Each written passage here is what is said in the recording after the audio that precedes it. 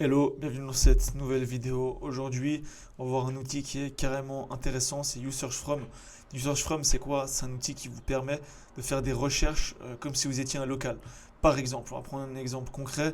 J'ai un site de mise en relation pour la création de site internet à Paris. Et je suis à Genève. Ce que je vais faire ici, tout simplement, par exemple, c'est que je vais mettre création site internet Paris.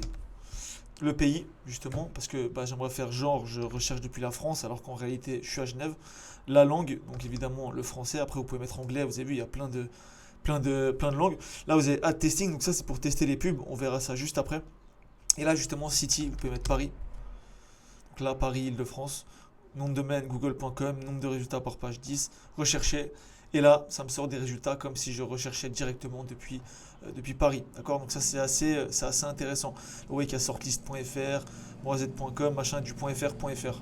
Ça en soi, c'est assez intéressant, mais bon, ça a ses limites. C'est pas forcément ultra intéressant parce que je pense que même si je recherche moi, ils vont me sortir pas mal de .fr et autres.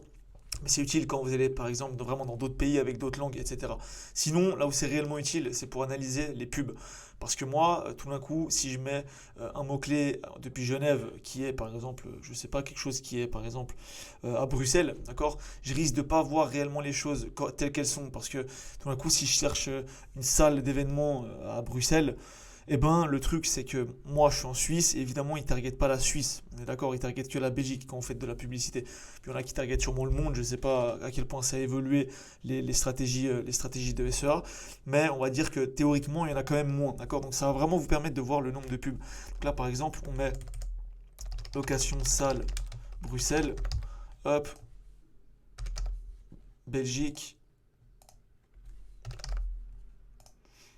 langage français, et là on met ad testing justement, tac tac tac, et là par contre on va mettre Bruxelles, voilà, Bruxelles, rechercher, et là on voit, boum, voilà, il y a de la publicité, de la publicité, de la publicité, et là on peut voir réellement, moi je pense, je sais pas, hein, je vais faire le test, peut-être que sur celui-là ça marchera pas, je sais que c'est surtout quand c'est d'autres langues avec lesquelles ça fait vraiment des changements choquants.